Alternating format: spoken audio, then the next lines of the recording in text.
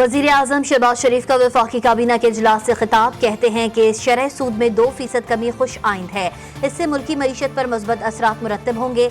IMF के साथ programme के हवाले से बातचीत चल रही है।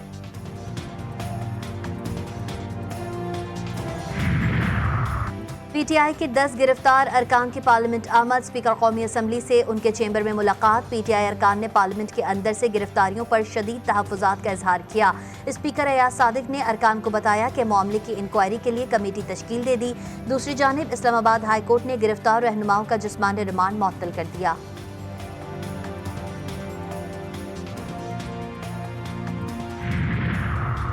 और वज़ीर दिफा ख्वाजा आसिफ की वज़ीर आला खैबर पख्तूनख्वा पर तनकीद। कहा कि अली अमीन गंडापुर ने अफगानिस्तान से खुद बात करने की हिदायत की। कोई सूबा किसी मुल्क से बराह रास्त मुज़ाकरात नहीं कर सकता। गंडापुर का अफगानिस्तान से बराह रास्त बयान रियासत पर हमला है। मजीद बोले कि प्रोटेक्शन ऑर्डर PTI अरकान की ऐवान में वापसी का खैर मकदम करते हैं, लेकिन ये याद रखना चाहिए कि हमारे साथ क्या हुआ था।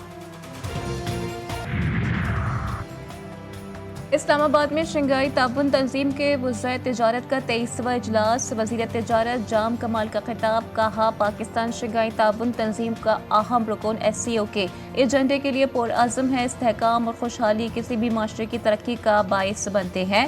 पाकिस्तान तेजी से उभरती हुई मईशत बन रहा है। आज का सोचो भी नहीं, ये पॉसिबल ही नहीं है। अवाम के खिलाफ अब नहीं जा सकते। जो अवाम की आवाज़ के खिलाफ उठेगा, आपने पहले देखेंगे कि इससे हालात ख़राब हो जाते हैं। अगर आपने बेहतरी की तरफ आना है, आपने लोगों की आवाज़ को सुनना है। खैबर पख्तूनख्वा में गवर्नर राज के नफाज का इम्कान मुस्तरद। अली अमीन गंडापुर के बयान पर माफ़ी की ज़रूरत नहीं। चेयरमैन PTI बैरिस्टर गौहर की मीडिया से गुफ्तगू। कहा हमारे MNA सादुल्ला बलोच को घर से उठाया गया। स्पीकर के सामने मामला उठाऊंगा। कोशिश करेंगे तनाव सख्तियाँ कम हो, हालात बेहतरी की तरफ जाएं।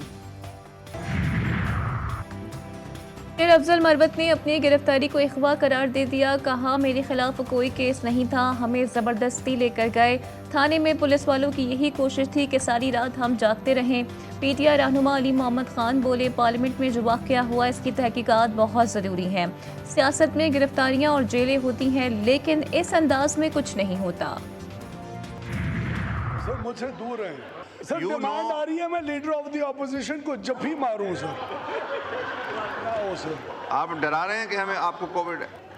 सर मुझसे दूर हैं।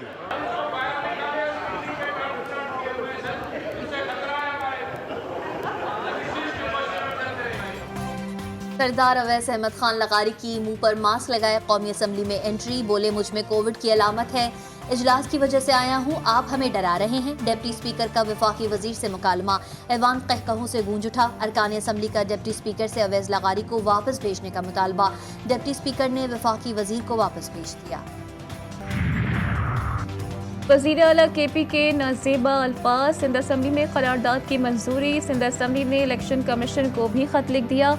खत में कहा गया कि वज़ीर आला KP ने ख़वातीन और सहाफ़ियों के खिलाफ नाज़ेबा अल्फाज इस्तेमाल किए। इलेक्शन कमीशन और मुतालिका इदारे सियासी जमात और कायदीन के खिलाफ फौरी कार्रवाई करें। बानी PTI का मिलिट्री ट्रायल होगा या नहीं, इस्लामाबाद हाई कोर्ट ने वफाकी हुकूमत से वजाहत तलब कर ली। सिविलियन का मिलिट्री ट्रायल दरख्वास्त गुजार और अदालत के लिए बाइसे फिक्र है।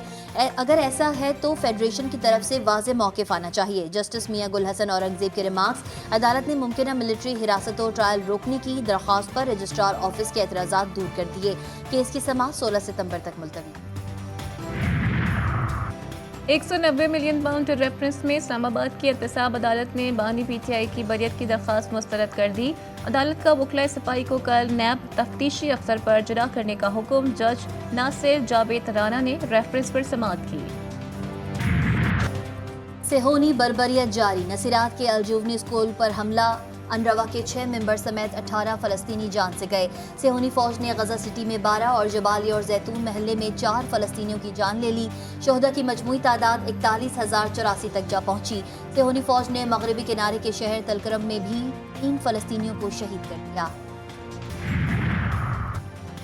गजा की सूरत हाल पर आलमी बरादरी की खामोशी सवालिया निशान। पाकिस्तान की गजा पर इसराइली हमलों की मजम्मत। ترجمان دفتر خارجہ ممتاز زہرا بلوچ کہتی ہیں اسرائیلی قابض صفاج نہتے فلسطینیوں کو بربریت کا نشانہ بنا رہی ہے۔ پناہ گزین فلسطینیوں کو نشانہ بنانا عالمی قوانین اور انسانی حقوق کی کھلی خلاف ورزی ہے۔ اسرائیلی فورسز غزہ میں فلسطینیوں کی نسل کشی کر رہی ہے۔ اقوام متحدہ کے سیکریٹری جنرل انتونیو گوتریس نے کہا ہے کہ غزہ میں اقوام متحدہ کے عملے اور امدادی کارکنوں کی ہلاکتوں پر کوئی احتساب نہ ہونا ناقابل قبول ہے۔ غزہ میں بین الاقوامی انسانی قانون کی خلاف ورزیاں ہو رہی ہیں اور وہاں کوئی شہری محفوظ نہیں۔